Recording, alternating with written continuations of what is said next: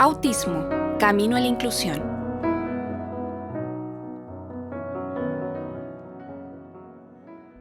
En el Día Mundial de la Concientización del Autismo, queremos compartir una historia muy especial.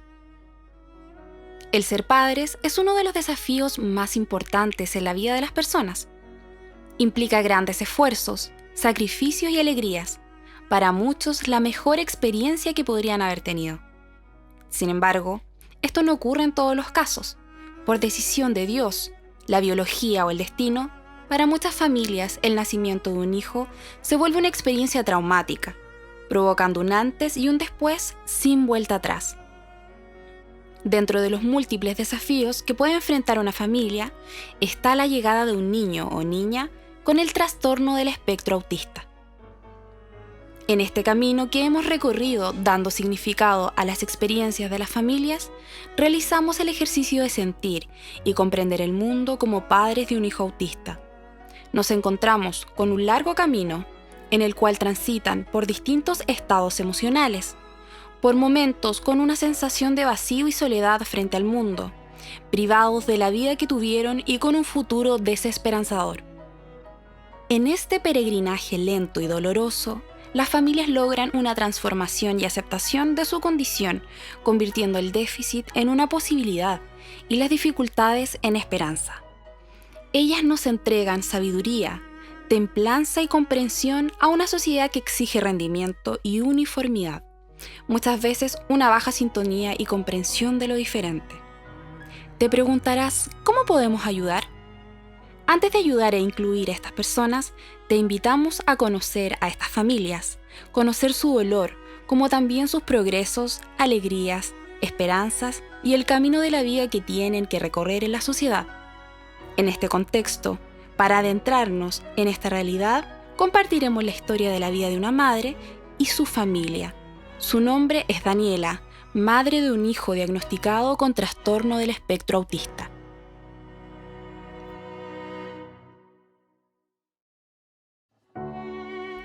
Soy Daniela, una mujer de 30 años, casada con 3 hijos, y te quiero contar la historia de mi hijo menor, David.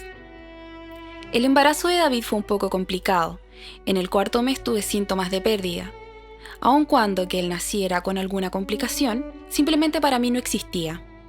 El proceso de parto fue bastante dificultoso. Ese día el dolor era insoportable. Observé al equipo médico inquieto, y estos se veían sin saber qué hacer, lo que terminó por preocuparme aún más. Entre los borrosos recuerdos, tengo la imagen latente de ver a mi bebé todo morado, y pensé lo peor. El bebé no lloraba, su silencio era angustiante. No sé cuánto tiempo pasó hasta que una enfermera lo colocó en mi pecho y él comenzó a llorar. Escuchar ese llanto fue un gran alivio, me hizo olvidar lo mal que lo estaba pasando. Después, mi marido me dijo que me desmayé. Los funcionarios no sabían cómo proceder.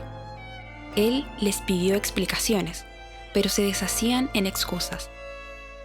En un momento les exigió ver a David, y lo vio dentro de algo que le pareció una bolsa plástica con una luz, para que de una u otra forma obtuviera algo de calor.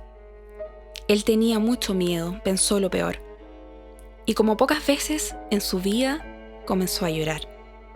Pasó un rato y todos los profesionales desaparecieron. Me llevaron a una sala de recuperación junto a mi marido y una matrona, que fue la única que se quedó en el lugar. El documento dice que fue un parto normal, sin complicaciones, y que se cumplieron todos los protocolos. No aparece nada de lo que nos tocó vivir. Una pesadilla que estuvo cerca de convertirse en tragedia. Nadie nos dio una explicación, ni siquiera una palabra de apoyo, que hubiese servido de contención, cuando más lo necesitábamos. Pero decidimos no reclamar, solo queríamos llegar a nuestro hogar. Pasaron los meses y me daba cuenta que mi hijo no era igual a sus hermanos. Él no caminaba, no hablaba y ya tenía 1 año. No decía mamá, papá, cosas simples que dicen los pequeños a esa edad. Cuando lo buscaba con esa mirada para ver su reacción frente a los distintos estímulos, alegría, pena, dolor, me evitaba y no reaccionaba. Al consultar al pediatra, este nos dijo que todo estaba bien, que todos los niños eran diferentes y que su desarrollo era un poco más lento.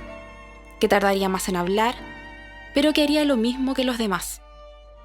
Esa respuesta no nos dejó muy tranquilos, pero al saber la misma respuesta que dieron los 2 pediatras más que consultaron, nos convencimos de que David se desarrollaría igual que sus hermanos.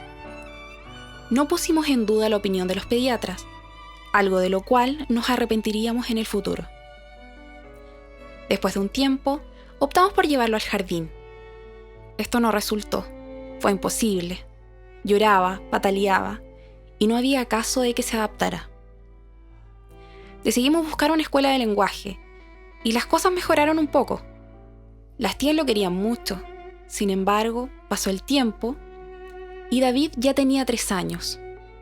Aún no hablaba. Las tías me decían que vivía en su mundo.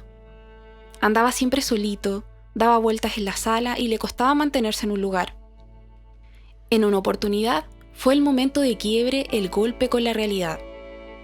Mi prima que estaba de visita fue la persona que me dio un remesón y me hizo reaccionar. Me dijo sin anestesia: tu hijo no es normal. Es raro. Debes llevarlo al médico. Ella no veía a David hace más de 1 año, y si bien su brutal honestidad me desconcertó, todas las dudas y aprensiones asomaron por mi cabeza. Decidí buscar a un psiquiatra y así saber qué tenía David para poder ayudarlo. El psiquiatra le hizo unos exámenes y todos salieron bien. Él nos dijo que David tenía un trastorno del lenguaje y nos derivó donde un fonoaudiólogo. Por recomendación de este último visitamos a una neuróloga infantil en Santiago. Ella fue muy empática y después de verlo y examinarlo me dijo que mi hijo tenía altas posibilidades de tener autismo y no fue por mi embarazo ni parto complicado. Sin entender del todo lo que era el autismo, consultamos a 2 neurólogos más y ambos confirmaron el diagnóstico: trastorno del espectro autista. En el fondo, nunca esperas que te digan algo así, pero en cierto modo fue un alivio para terminar con el peregrinaje por años de profesional en profesional. Como madre, a lo primero que una se enfrenta es el cuestionamiento de ¿por qué me pasa esto a mí? Cuestionas tu rol y te enredas buscando respuestas que te ayuden a aclarar la situación. Mi respuesta típica era llorar de frustración al no poder comunicarme con mi hijo y no entender lo que estaba sintiendo. Su inestabilidad de ánimo era tan notoria que pasaba del extremo de la irritabilidad a conductas eufóricas de risa y alegría. Es como tratar de comunicarse con alguien que habla otro lenguaje y que ve el mundo de otra manera. Cuando después de un tiempo aceptas el diagnóstico y comienzas a disfrutar de los pequeños y grandes avances en su día a día. Ahora ya en kinder, con 5 años, sus mayores logros han sido controlar esfínter, balbucea algunas palabras y puede reconocer algunas letras. He iniciado un viaje con mi hijo, en el cual nos vinculamos desde sus primeros avances, sus abrazos, besos y risas. Se ve feliz en su mundo y le doy gracias a Dios por enviarme este angelito a mi vida, porque me ha enseñado a ser mejor persona. Me representa como madre las palabras de Flavia Pascual: tener un hijo especial es volverte maestra para educarlo y una doctora para atenderlo, ser su abogada para representarlo y una leona para defenderlo.